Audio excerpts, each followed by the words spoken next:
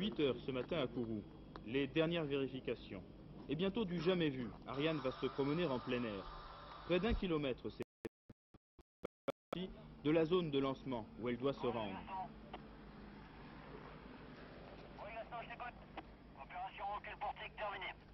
C'est donc la première fois qu'une fusée est convoyée de cette façon. C'est la version Ariane 3, posée sur sa table de lancement qui circule sur rail. L'ensemble étant tiré par un camion spécial. Les quelques 20 tonnes de la structure de la fusée ne reposent que sur 4 crochets. C'est un peu l'inconnu de ce long trajet à l'air libre.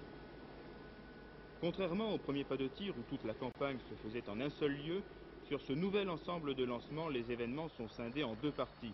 En zone arrière, la préparation de la fusée avec le montage des étages et des différents contrôles, puis après ce transfert, sur le lieu du décollage, les opérations finales avec la pose des satellites et de la coiffe et la chronologie. Avantage, on peut travailler simultanément aux 2 endroits, s'apprêter à lancer une fusée et dans le même temps en assembler une autre. Aujourd'hui, en moins d'une heure, on a parcouru la distance sans incident notable.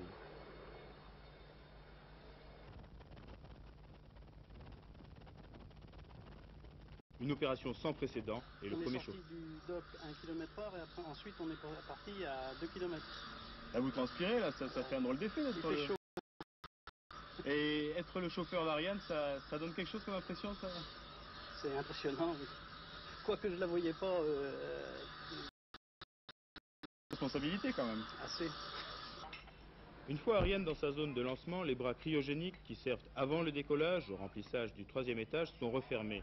Puis le portique mobile, énorme structure de près de 90 mètres de haut, vient recouvrir la fusée et sa tour ombilicale. C'est en avril 81 que l'Agence spatiale européenne a décidé de ce 2e ensemble de lancement pour Ariane. Depuis, les choses sont allées très vite sous la maîtrise d'œuvre du CNES. 1 milliard de francs, c'est le coût de cette réalisation destinée aux versions A et 4. Le LA2 a été conçu pour favoriser la souplesse opérationnelle, optimiser les coûts de lancement et accroître la cadence des tirs en Guyane. C'est donc un progrès important pour le programme Ariane. C'est une étape très importante pour le programme Ariane. Le transfert d'aujourd'hui concrétise 5 années de travail, je l'ai dit. Bon, ce n'est qu'une étape néanmoins. Il nous reste à poursuivre la qualification de cet ensemble de lancement. Sur ce 2e ensemble, les cadences de lancement prévoient 10 tirs par an, contre 5 sur le premier pas de tir. La durée d'une campagne de lancement passant de 2 mois à 1 mois. Le portique mobile en place, la campagne peut se poursuivre pour ce 12 mars. Mais avant, aura lieu le 16e vol sur l'ancien pas de tir, toujours opérationnel, et, il ne faut pas l'oublier quand même, qui a déjà rendu service.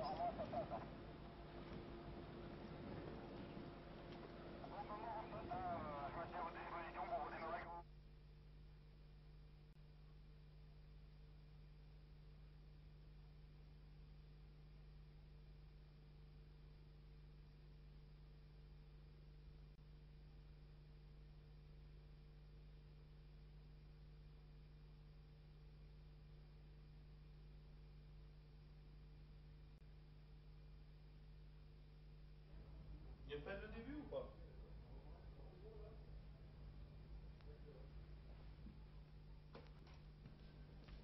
Image insolite à Kourou, un étage de fusée posé au sol en attente. C'est le 3e étage d'Ariane Vol 17 qui a dû être monté pour que les techniciens puissent changer le TOR, le réservoir d'eau du 2e étage. Nous sommes ici dans le LA2, le 2e ensemble de lancement d'Ariane, mais la même opération dans le premier pas de tir avec Ariane Vol 16, sur laquelle une fuite avait été constatée sur ce réservoir à la veille du compte à rebours. Par précaution, les réservoirs des 2 fusées ont été changés. Le changement du TOR d'eau coûte 4 jours de travail, mais la conséquence de lancement est nulle, parce que nous lançons théoriquement après vol 16, et il y a un délai minimum entre 2 lancements, ce qui fait que pratiquement on peut considérer que le changement du TOR d'eau sur vol 17 n'a pas d'impact de lancement vol 17 et ne crée pas de retard supplémentaire. Les 2 satellites de télécommunications américains et brésiliens passagers qui démontrera ce nouveau pas de tir, devrait être lancé en mars, après le vol 16 pour Spot, le satellite français d'observation de la Terre, et Viking, satellite scientifique suédois. On s'était fixé comme objectif de tirer autour du 20 février. On peut dire, alors que le changement du tour d'eau vient d'être effectué, qu'on tiendra cette date et que vraisemblablement, le lancement vol 16 se situera très très près du 20 février. Et pour le vol 17? Vous savez que nous avons décidé de ne plus procéder à un lancement avant que l'exploitation, ce que nous appelons l'exploitation niveau 0, qui correspond à l'analyse du comportement du lanceur en vol, eh bien nous avons décidé de ne plus procéder à un lancement avant que l'appréciation du vol précédent ait eu lieu. Nous estimons, ça reste encore à peaufiner et à définir, nous estimons qu'il nous faudra environ 15 jours à 3 semaines pour analyser parfaitement le vol 16 et donc autoriser le départ du vol 17.